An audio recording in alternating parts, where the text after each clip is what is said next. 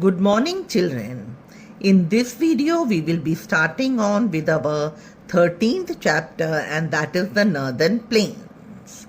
Okay, as you know that the Northern Plains, they are the most fertile area in India.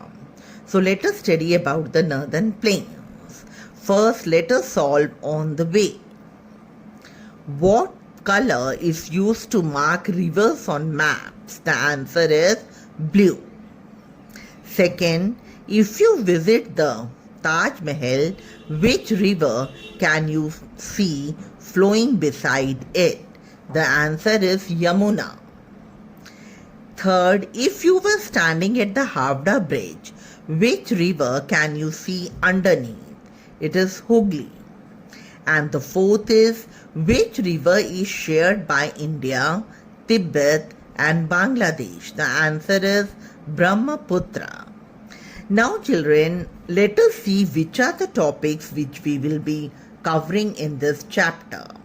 First of all, we will know about the Northern Plains. In order to study the Northern Plains, it has been divided into the Punjab, Ganga and the Brahmaputra river basin. Then we will study about the importance of the Northern Plains.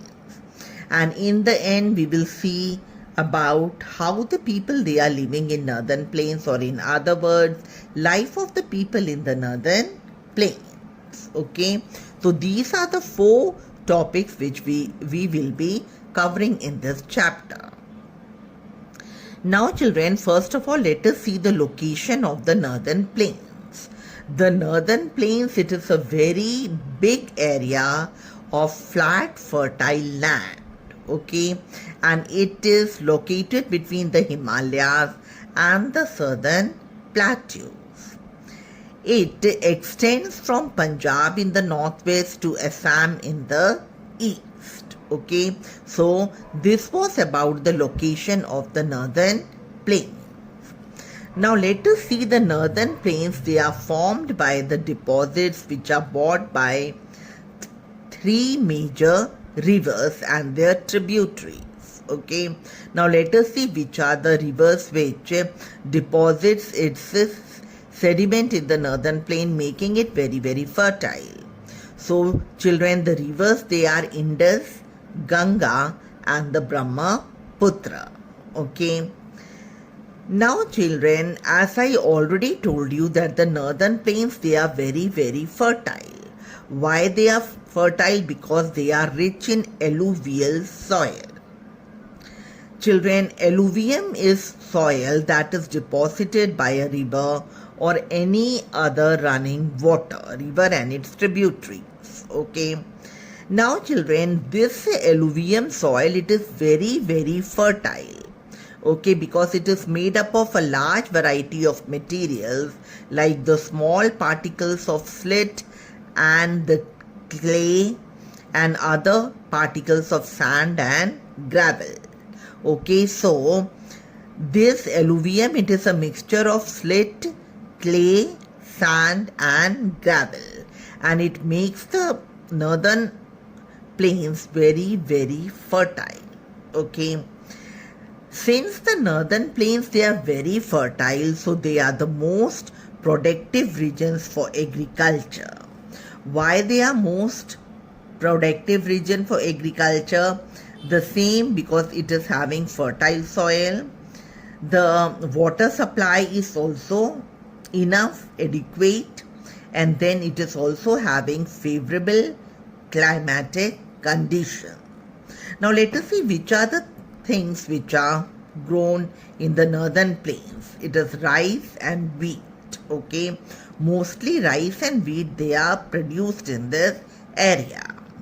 Now children, as I have already told you that it is having high fertility and the production of the rice. These are the two factors which leads to high production of rice, and that is the reason it is known as the rice bowl of India, because the rice is produced here in a very large amount.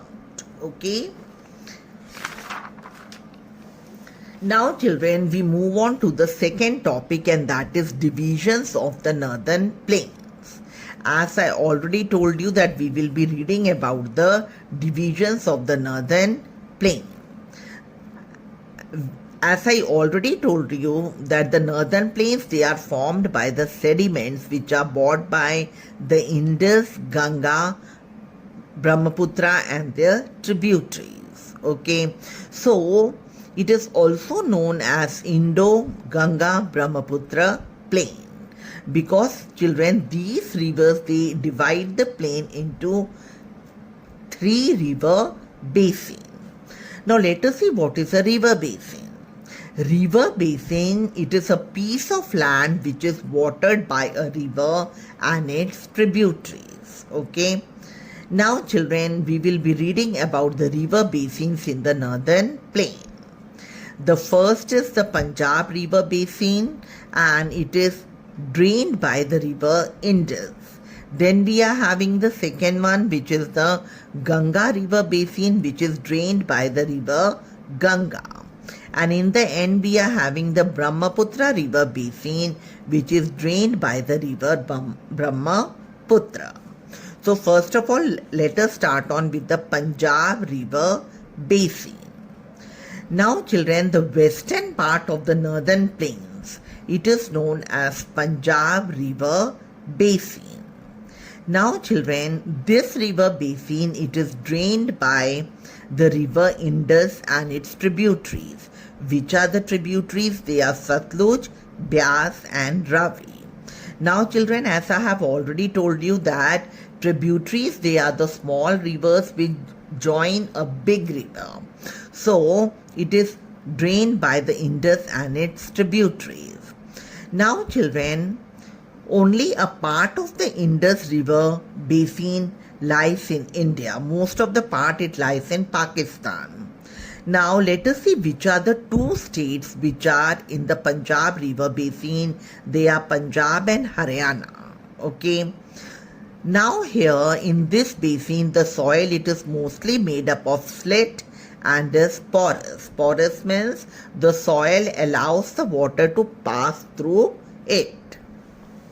Now, here we are having a famous dam which is known as the Bhakra Nangal Dam, which is built on river Satluj, and it provides the electricity and water for irrigation in this region, in the Punjab River Basin. Now let us see in this basin what are the things which are produced. It produces main crops like wheat, rice, cotton and sugarcane. So these are the main crops which are